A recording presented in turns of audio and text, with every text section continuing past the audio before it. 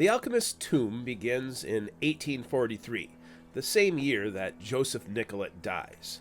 The portrait you see is a very real image of Nicolet and plays a part in the bigger mystery in this story. The central character of this novel is Lord William Drummond Stewart, who appears in several chapters of the Alchemist map. But in this story, he's my Bruce Wayne, ready to use his wealth and resources in a battle against the darkness. William Drummond Stewart is a very real Scottish nobleman who had a reputation as a devious scoundrel who dramatically changed course one day after he was baptized in St. Louis, with his sponsor listed as Jean-Nicolas Nicolet. While the real Stewart went on very real tours of the Holy Lands, much of this story is fiction. However, it does hinge on the very real murder of his younger brother, Thomas Drummond Stewart, a Catholic priest who was murdered. Joining Stewart is a fictional portrayal of the very real Carl Andreas Geyer, a botanist and explorer who accompanied both Nicolet and Stewart. You'll also get to meet Christina Battersby, a peasant girl who got pregnant by Stewart and then surprisingly was elevated through marriage to become Lady Stewart. Carl's wife will also be part of the adventure. There really was an Emma Geyer, but my version is a fictional creation. A new character is Jamie Anderson, the Fool of Mirthley Castle, who I discovered when researching Stewart, and was a vital part of the Mirthley estate, and also a part of this adventure.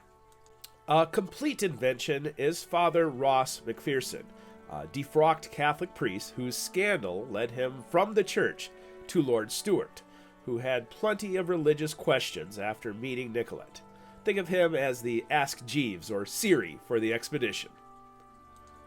Finally, you have Frank Penny, who is based off of a real friend of Stewart, a man named Nichols.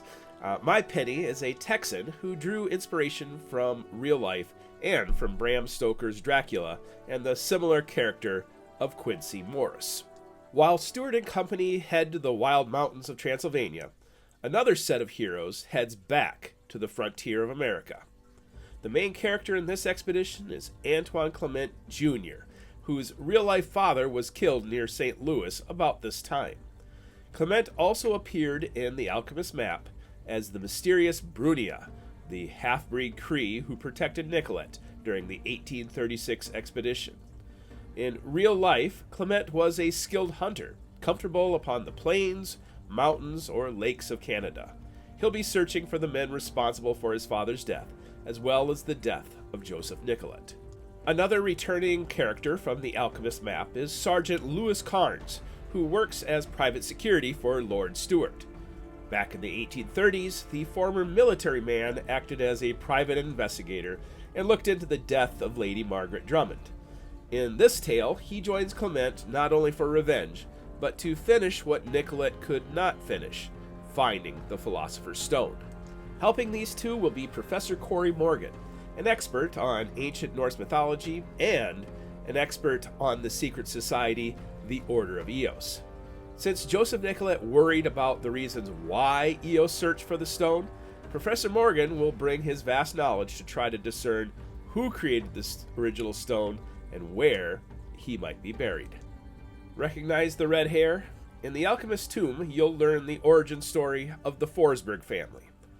Vaktar joins the expedition from his home in Sweden to search for his lost uncle Dagmar, who lives out on the frontier and served Nicolet on the 1838 expedition. Another young character is Sophus Nielsen, whose naming rights go to my former exchange student. We binge-watched a few Viking-themed shows during his stay, so my fictional Sophus also has old Nordic roots and comes from the Faroe Islands, with tales of early explorers who traveled west across the sea. Both Forsberg and Nielsen have connections to my other series, the Dreamcatcher Chronicles, so pay close attention to these two. Next, let's meet the villains. In the Alchemist map, I killed off Mr. Manifest Destiny, Joel Roberts Ponset, despite the official cause of death being tuberculosis. Little did our Avengers know, but Ponset happened to have powerful friends and enemies.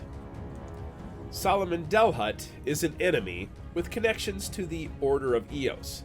Having given the name Ponset to Nicolet's friends, Delhut now becomes a target for the nefarious organization known as Vendita.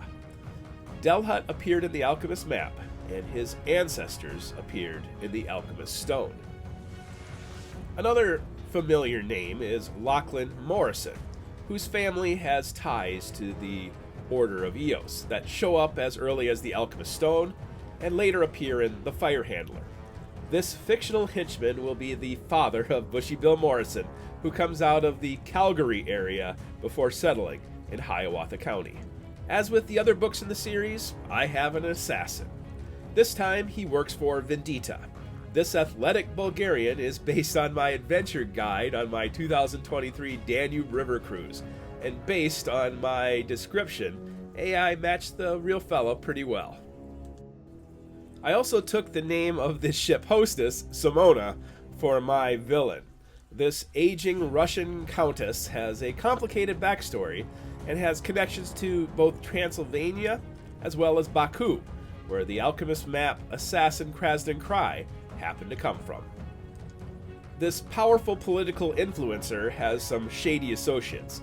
Zenaida is a fictional character that is based on the very real Helena Blavatsky, a Gnostic prophet and researcher with a fascination for the world's oldest religions. And finally, her assistant, Kut Basant, another mystical figure from Tibet, which you might have noticed from the Alchemist Ring and Mount Kalish.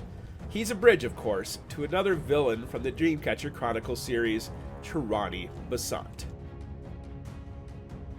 So that's an overview of the cast of The Alchemist Tomb.